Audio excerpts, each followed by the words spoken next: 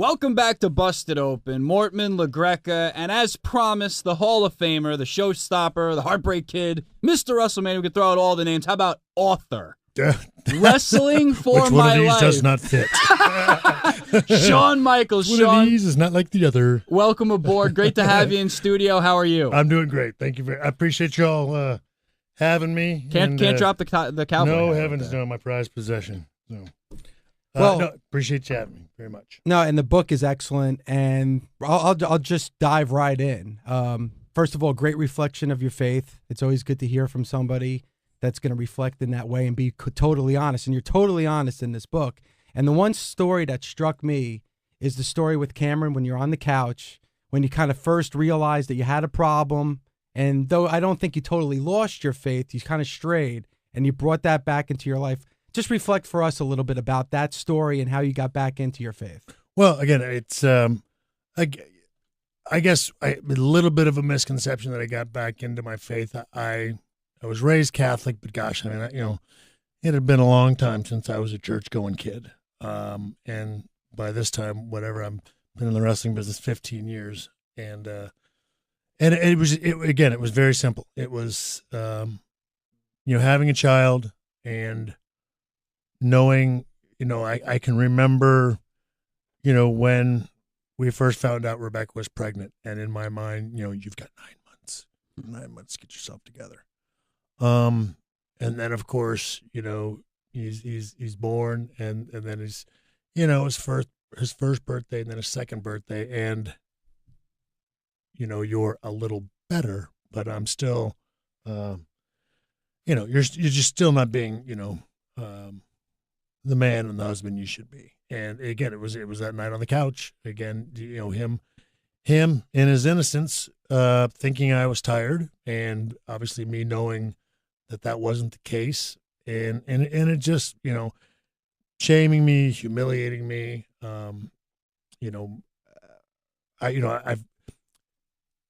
You can get caught up in a lot of the wrestling stories, and even if you allow yourself to do that, let's say I've got just the biggest ego in the entire world, and I am the absolute worst person that's ever walked the face of the earth who's ever been in the wrestling business. Okay, and for now, I'm going to say I'm that guy. even this was beyond anything that guy could swallow. It was just the absolute worst thing that I ever felt, and that was the moment, me knowing that just this, you can absolutely no longer go down this road. It has to stop today. And even if all those previous statements were true, this was one thing that was even bigger than that. And to this day, I mean, I look at that boy. He's 15 years old. I give him a hard time all the time because I say, you ruined me. You ruined me. I used to be a man of steel, and now I'm a huge wuss, all because of you. But I wouldn't change it for anything. Me and my daughter are and my wife, my family are just, they're what I want to be good for. And like I said, it was just a matter of knowing that you were going to fail them. And they were innocent of it all, and that bothered me to a point to where, I knew there needed to be a change. Many of the wrestling fans out there who know you, at a deeper level, know what you're saying right now, what kind of family man you are, how much you care about your family, how your wife is your best friend. But on the other hand, you are who you are. I mean, in many people's opinion, the greatest wrestler of all time. So you have this change.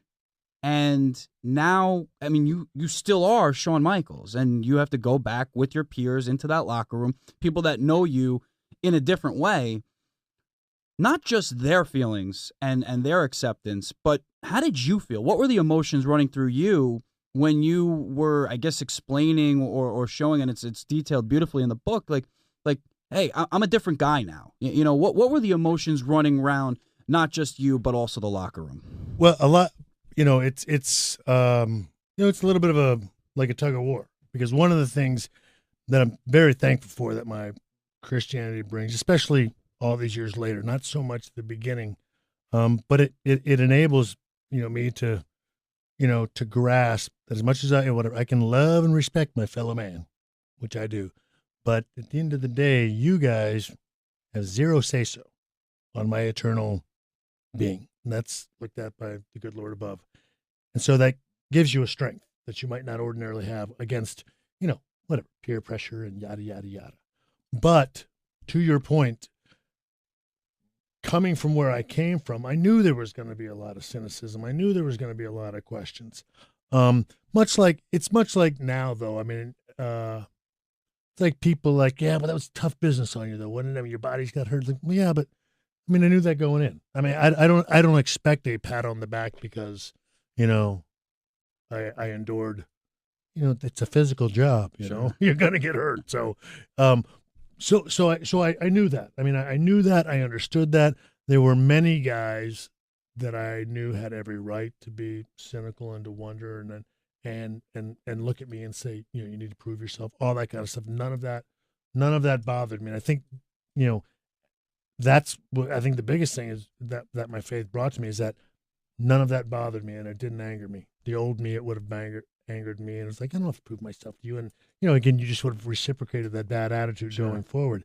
This, this I came back and knew, there were some people that were not gonna like it or accept it or whatever. Heck, there still are. I mean, there's people that there will be people that I've never met, I'll never see or whatever, that will continue to call me the biggest SOB in the world. That's just, I mean, that's not going to change. But we sat down with Michael Cole, and he said, honestly, I just couldn't take Shawn prior to, and then after. I mean, you guys are pals now. Yeah. He literally gave both sides of the coin right there. It's like, I couldn't deal with Shawn. Yeah, no, and that's true. Again, and I guess that's one of the things that,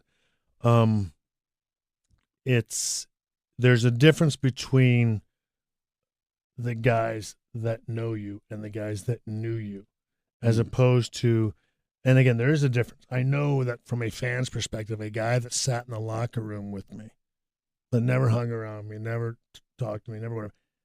From y'all's perspective, he knows me. He doesn't. He's never once spent any time with me, never hung out with me, never talked with me, whatever. There's a lot of guys out there that will, that have, eventually that have a story or whatever. Mm-hmm. They're all just like him, and they're a gazillion guys. I've hung out with just about everybody. I've got a story on everybody. It just wouldn't occur to me to, write a book and drag them through mud. It just, that is, not the point of it all. It's for me, it was the guys that knew me. And that's why I got Steve. I mean, yes, of course, Hunter. And I wanted, Hunter to do my forward, but I wanted him to do it from the perspective of what he did. And that is the guy that, honestly, again, another guy that everybody's pretty sure he's got no feeling. Yeah. You know what I mean? He's has no feeling, but the burden, that he was my buddy, that every morning, coming down to my room, he wondered, is he going to be dead today? Jeez. You know what I mean? And he carried that around with him for a long time. And again, and that's why, again, having Steve do the other forward was, again, Steve is a guy that, Steve and I are friends now, but yes, he's very open and honest about, we weren't then or whatever, but he, again, guys like him, Michael Cole, again, the Undertaker, guys that can speak to who really had to deal with me back then. There's a lot of people with a lot of stories, but most of them, I've probably said, 3 or 4 words to in my lifetime, but these guys, they knew me, they spent time with me. They can speak to the change more than anything else. And again, let's make one thing perfectly clear. This isn't a book written by a guy who's perfect, claiming to be anything, even in the ballpark, or, a pastor or a Christian scholar or any of that stuff. It's written by an ex-wrestler. That's about it.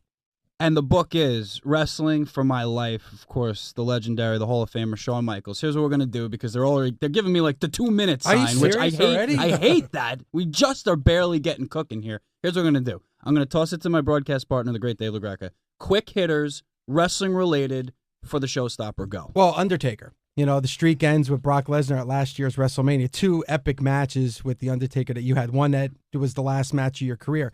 Did you know that the streak was going to end? And do you have any reflections on that streak ending? I did not know it was ending. I'm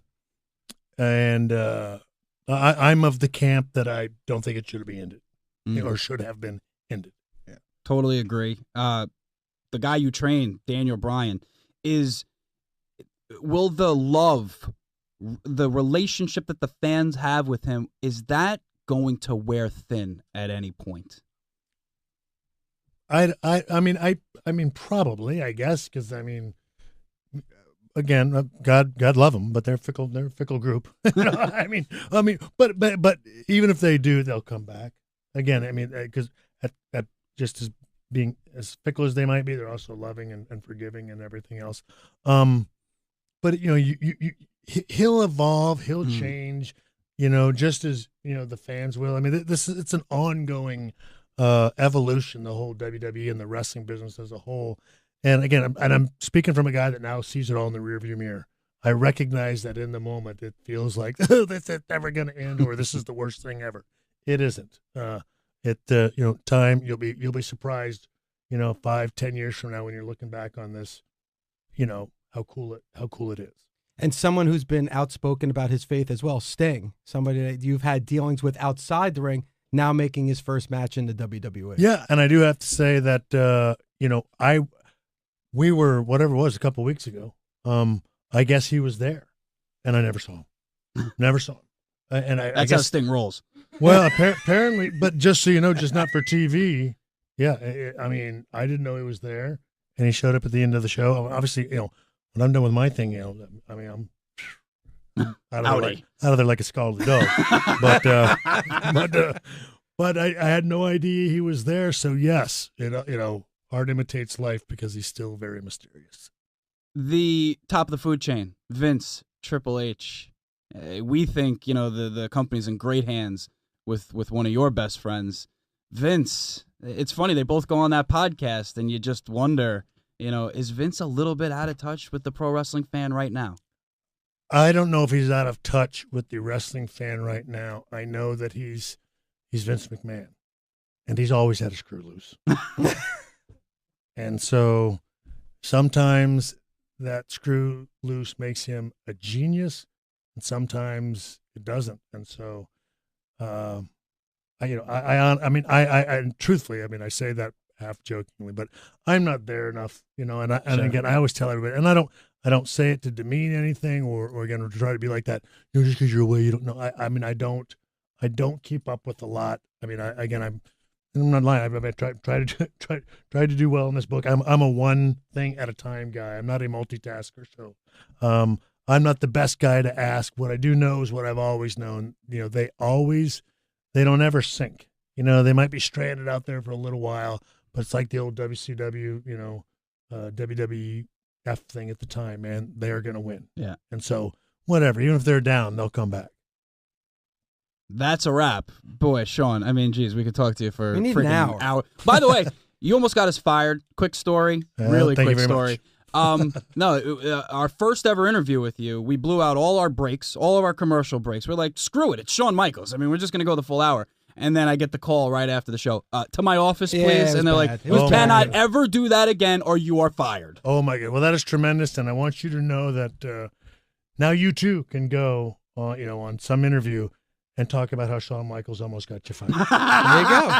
Wrestling for my life. Look, you're in seriously, pretty good company, gentlemen. This is a tremendously penned book. As Shawn himself said, the forward by Triple H, another forward by Stone Cold, and just amazing stories about your faith and what you went through and the feelings and all that. And really, it's a must read. Thank you very much, HBK. My pleasure. Thank you all very much for having me, and thank you very much for the help with the book. Appreciate it.